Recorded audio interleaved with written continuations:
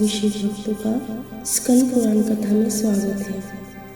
आज की कथा में नारद जी के द्वारा क्लाप ग्राम के ब्राह्मणों को महिसागर संगम में ले जाना और उन्हें भूमि आदि देकर पुण्य स्थान की स्थापना करना।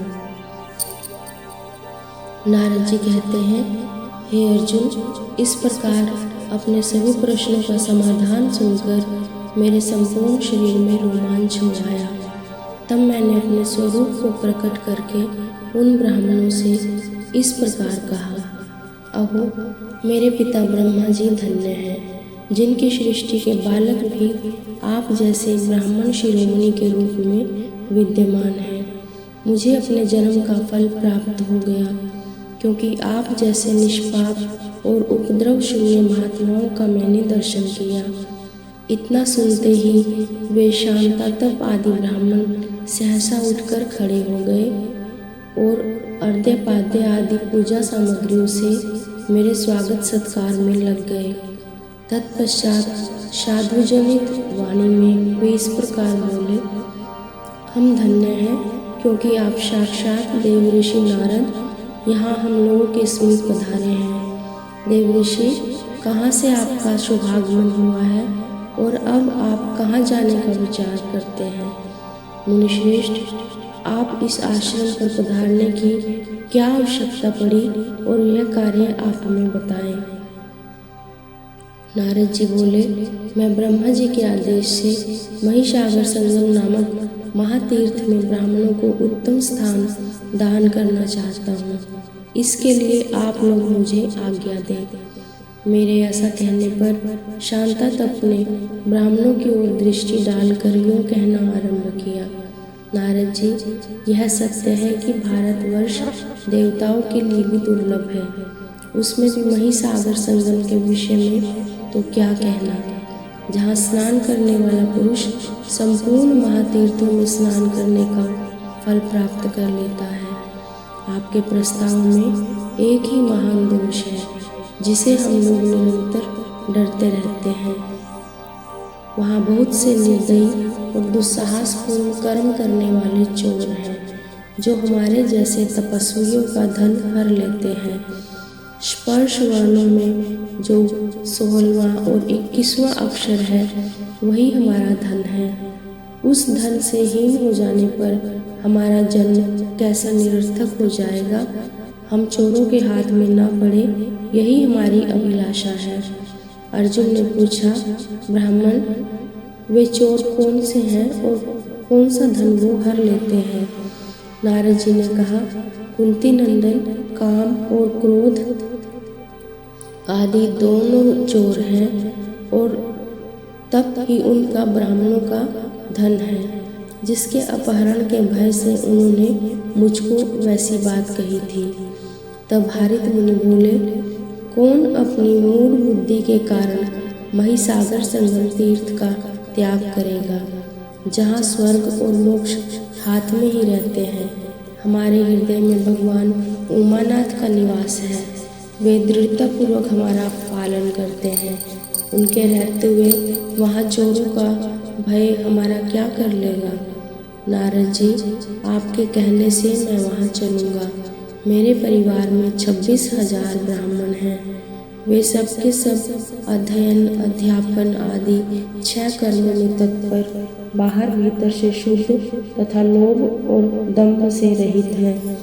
उनके सबके साथ मैं वहाँ चल सकता हूँ, यह मेरा उत्तम निश्चय है। उनके ऐसा कहने पर मैंने उन सब ब्राह्मणों को अपने दंड के ऊपर चढ़ा लिया और बड़ी प्रसन्नता के साथ सहसा आकाश मार्ग से लौट पड़ा। बीच में 100 योजन तक हिम का मार्ग है, उसे लांघकर उन ब्राह्मणों के साथ मैं केदार क्षेत्र में आ पहुँचा। वहाँ हिम प्रदेश आकाश मार्ग से या बिल के मार्ग से तथा भगवान कार्तिकेय के प्रसाद से ही लांघा जा सकता है। इसके लिए कोई दूसरा उपाय नहीं है। अर्जुन ने पूछा, नारद जी, क्लाप ग्राम कहाँ है और उसका मार्ग बिल के द्वारा किस प्रकार लांघा जा सकता है तथा स्वामी कार्तिकेय का कृपा प्रसाद कैसे प्राप्त होगा? ये सब बातें मुझे बताइए। नारद जी बोले, केदार क्षेत्र से आगे 100 योजन तक हिम संयुक्त प्रदेश माना गया है। उसके अंत में 100 योजन विस्तार वाला क्लाप ग्राम है। उसके अंत में 100 योजन तक बालू का समुद्र बताया जाता है। उसके बाद 100 योजन विस्तार वाला वह प्रदेश है जिसे भूमि स्वर्ग कहते हैं। बिल के मार्ग से वहाँ जिस प्रकार जाना हो सकता है उसे सुनो। अन्न और जल का त्याग करके उपवास पूर्वक दक्षिण दिशावर्ती भगवान कार्तिकेय की आराधना करें। कार्तिकेय जी जब साधक को पाप रहित हुआ मानते हैं तब स्वप्न में प्रकट होकर आदेश देते हैं कि तुम अभीष्ट स्थान की यात्रा करो। कार्तिकेय जी के स्थान से पश्चिम में एक बहुत बड़ी गुफा है, वह 700 योजन दूर तक गई हुई है। कार्तिकेय जी की आज्ञा मिलने के पश्चात उसी में प्रवेश करके आगे बढ़ना चाहिए। उसके भीतर मरकत मणि का एक शिवलिंग है जो सूर्य के समान प्रकाश करने वाला है।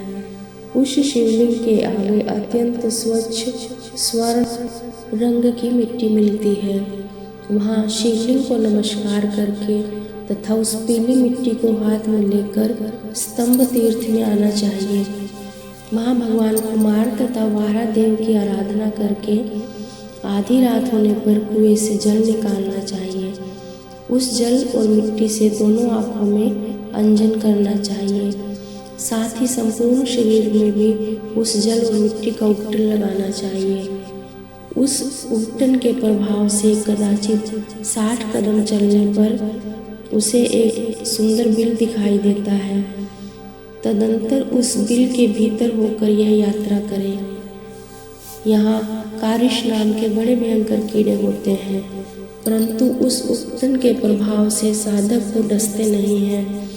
उस बिल के भीतर भगवान सूर्य के समान तेजस्वी सिद्ध पुरुषों का दर्शन करते हुए साधक आगे बढ़ता है और परम उत्तम क्लाप ग्राम में पहुंच जाता है।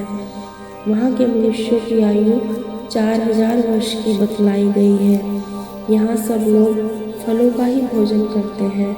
इस प्रकार बिल के मार्ग से क्लाप ग्राम तक पहुँचने की विधि बताई गई है। अब आगे जो कुछ हुआ उसको श्रवण करो। अपनी तपस्या की शक्ति से अत्यंत सूक्ष्म रूप धारण करने वाले उन ब्राह्मणों को दंड के अग्रभाग पर रखकर मैं महिसागर संगम तीर्थ में आया और वहाँ पवित्र जलाशय के तट पर उतारकर उन्हें स्वतंत्र कर दिया।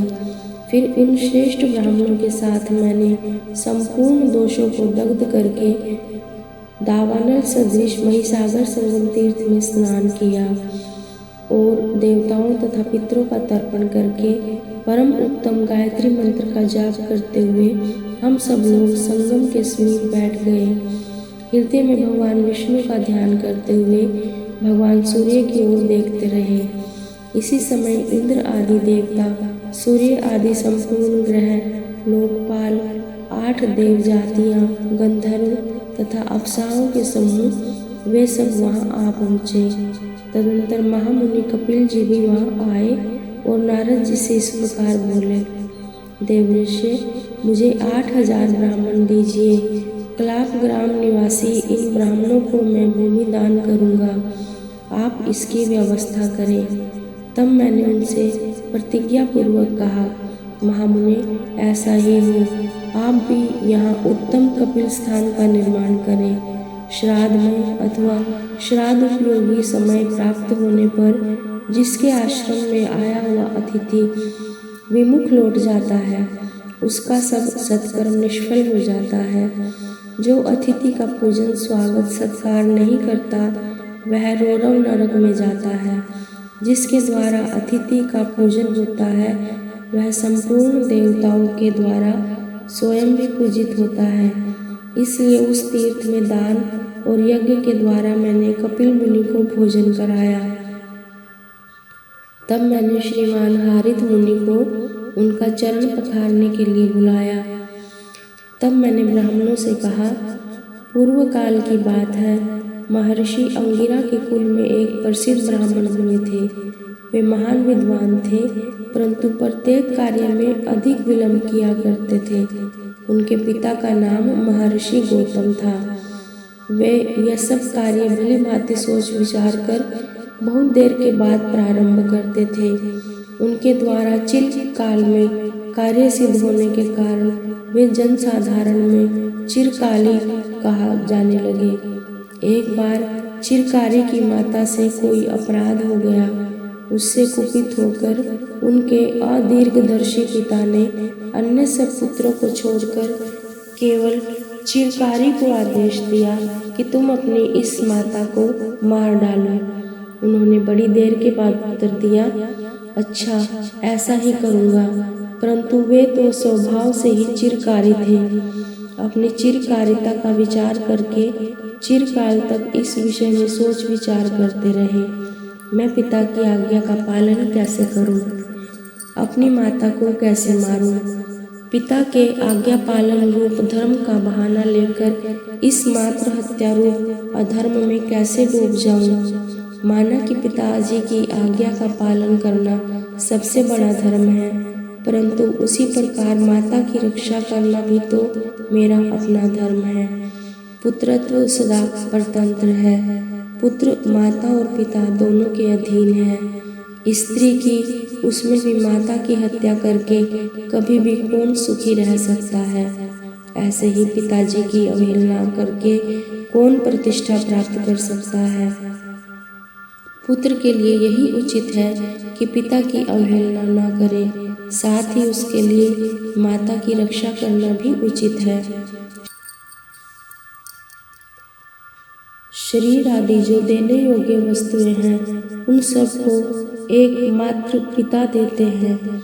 इसलिए पिता की प्रत्येक आज्ञा का पालन करना चाहिए। पिता की आज्ञा का पालन करने वाले पुत्र के पूर्वकृत पातक भी धुल जाते हैं। पिता स्वर्ग है, पिता धर्म है और पिता सर्वश्रेष्ठ तपस्या है। पिता के प्रसन्न होने पर सभी देवता प्रसन्न हो जाते हैं। यदि पिता प्रसन्न है तो पुत्र के सभी पापों का प्रायश्चित हो जाता है, सब प्रकार के बंधनों से मुक्त हो जाता है। पुत्र के स्नेह से कष्ट पाते हुए भी पिता उसके प्रति स्नेह नहीं छोड़ते। यह पिता का गौरव है, जिस पर पुत्र की दृष्टि से मैंने विचार किया। पिता का छोटा मोटा स्थान नहीं है, उनका पद बहुत ऊंचा है। अब मैं माता के विषय में विचार करूंगा। मेरे इस मानव जन्म में जो यह पंचभूतों का समुदाय रूप शरीर प्राप्त हुआ है, इसका कारण तो मेरी माता ही है। जिसकी माता जीवित है वह सनाथ है, जो मातृहीन है वह अनाथ है। पुत्र और पौत्र से युक्त मनुष्य यदि 100 वर्ष की आयु के बाद भी अपनी माता के आश्रय में जाता है तो वह 2 वर्ष के बालक की भांति आचरण करता है। पुत्र समर्थ हो या असमर्थ, दुर्बल हो या पुष्ट, माता उसका विधिवत पालन करती है।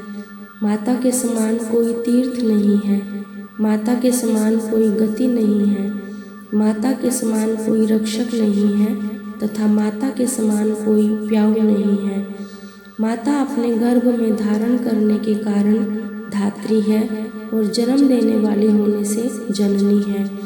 अंगों की वृद्धि करने के कारण अम्बा है और वीर पुत्र का प्रसव करने के कारण वीर प्रसू कहलाती है। शिशु की शुश्रूषा करने से वह शक्ति कही गई है तथा सदा सम्मान देने के कारण उसे माता कहते हैं। मुनि लोग पिता को देवता के समान समझते हैं, परंतु मनुष्य और देवताओं का समूह माता के समीप नहीं पहुंच पाता, माता की बराबरी नहीं कर सकता। पतित होने पर भी गुरुजन त्याग देने योग्य माने गए हैं, परंतु माता किसी भी प्रकार से त्याज्य नहीं है। कौशिकी नदी के तट पर स्त्रियों से घिरे हुए राजा बलि की ओर वह देर तक देखती रही। केवल इसी अपराधवश पिताजी ने मुझे अपनी माता को मार डालने का आदेश दिया है। चिरकारी होने के कारण ये सब इन्हीं बातों पर अधिक विचार समय तक विचार करते रहे, परंतु उनकी चिंता का अंत नहीं हुआ। इसी समय उदार बुद्धि वाले मेधातिथि गौतम दुखी हो आंसू बहाते हुए इस प्रकार चिंता करने लगे। अहो, पतिव्रता नारी का वध करके मैं पाप के समुद्र में डूब गया हूँ। अब कौन मेरा उद्धार करेगा? मैंने उदार विचार वाले चिरकारी को बड़ी शीघ्रता से यह कठोर आज्ञा दे दी थी। यदि वह सचमुच चिरकारी हो तो मुझे पाप से बचा सकता है।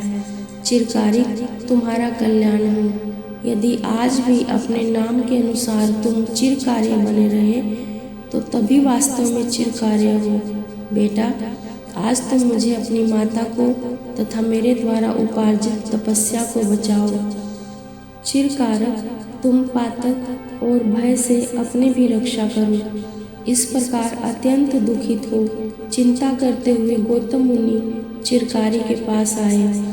वहां आकर उन्होंने अपने पुत्र चिरकारी को माता के पास बैठे देखा। चिरकारी पिता को अपने समीप आया देख बहुत दुखी हुए और हथियार फेंककर पिता के चरणों में मस्तक रखकर उन्हें प्रसन्न करने की चेष्टा करने लगे।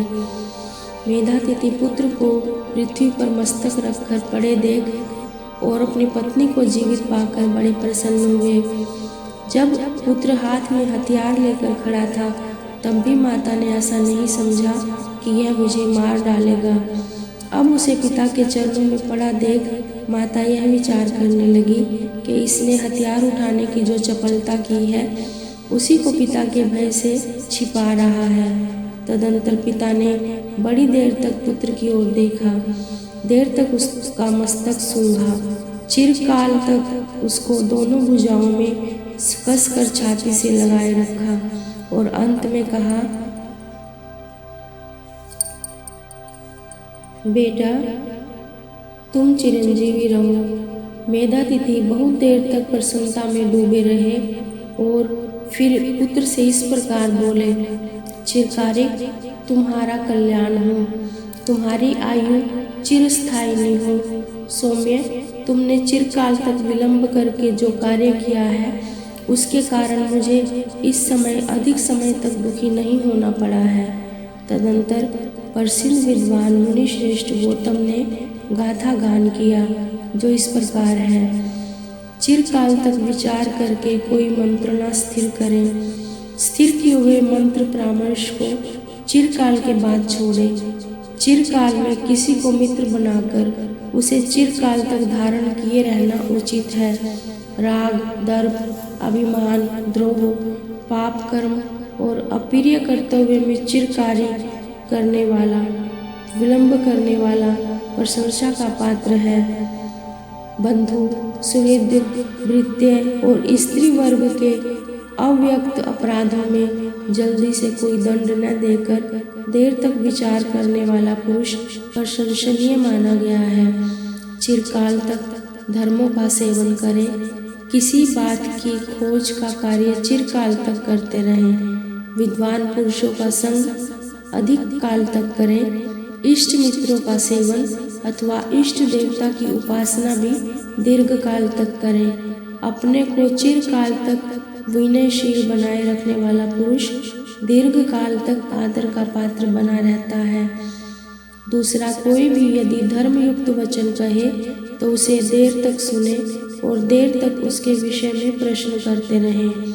ऐसा करने से मनुष्य चिरकाल तक तिरस्कार का पात्र नहीं बनता।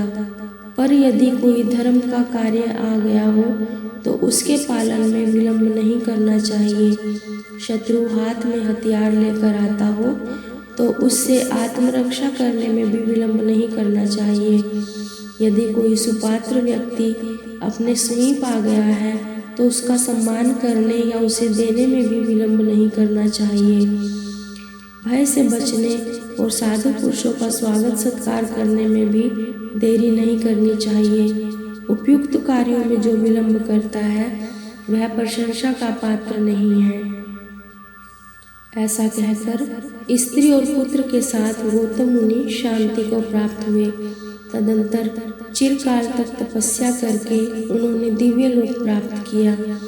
यह बात मैंने उन सर्वगुण संपन्न ब्राह्मणों के समक्ष वहाँ कही। तत्पश्चात धर्मवर्मा के समीप हारित आदि मुनियों के चरण पखार कर संपूर्ण देवताओं को साक्षी बनाकर मैंने संकल्प पूर्वक स्वर्ण, गो, गृह, धन, स्त्री, वस्त्र और आभूषण आदि देकर उन ब्राह्मणों को कृतार्थ किया। इसके बाद उन देव समाज में इंद्र ने हाथ उठाकर कहा, देवताओं, भगवान शंकर के अर्धांग में अपना वामांग भाग स्थापित करने वाली देवी गिरिराज नंदिनी जब तक विद्यमान है, गणेश जी, हम सब देवता और ये तीनों लोक जब तक मौजूद हैं, तब तक नारद जी के द्वारा स्थापित किया हुआ यह स्थान सदा समृद्धशाली बना रहे। इस स्थान को नष्ट करने वाले मनुष्य पर ब्रह्म शाप, विष्णु शाप, रुद्र शाप तथा ब्राह्मण शाप भी पड़े, क्योंकि तीर्थ भूमि में देवताओं और ब्राह्मण के द्रव्य का अपहरण करने वाले और उनका अनुमोदन करने वाले पापात्मा मनुष्य नरक में सैकड़ों वर्षों तक रुद्र ताल की मार खाते रहते हैं। तब सब ने प्रसन्न होकर ऐसा ही हो इस प्रकार कहा। इस प्रकार मेरे द्वारा स्थापित किए हुए स्थान में महर्षि कपिल ने कापिल नामक स्थान की संस्थापना की। तदंतर सब देवता देवलोक को चले गए। ओम नमः शिवाय। आज की स्कंद पुराण कथा में इतना ही। शेष कथा अगले भाग में। ओम श्री शिवार्पणमस्तु।